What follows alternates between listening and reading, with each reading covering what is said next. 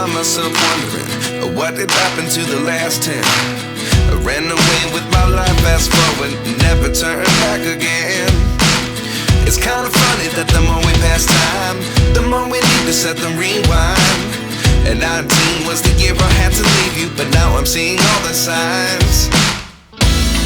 Is this really happening? I can't believe it's true. I'm just as surprised as you. Is this really happening?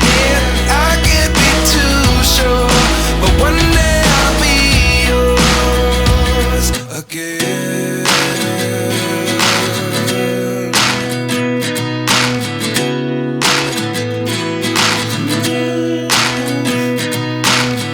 Life lessons come one in a dozen.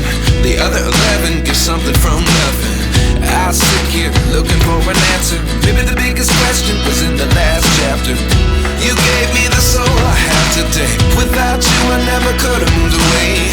But now I see what you teach. I do believe I always should have stayed. Yeah. Is this really happening? I can't believe it's true.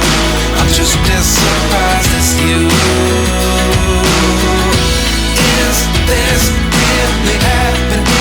I can't be too sure, but one day I'll be yours again. One day I'll be yours.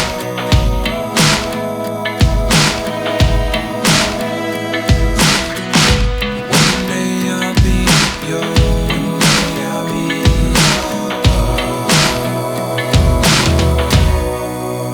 yours.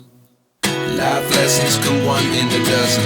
The other 11 give something from nothing. Life lessons come one in a dozen.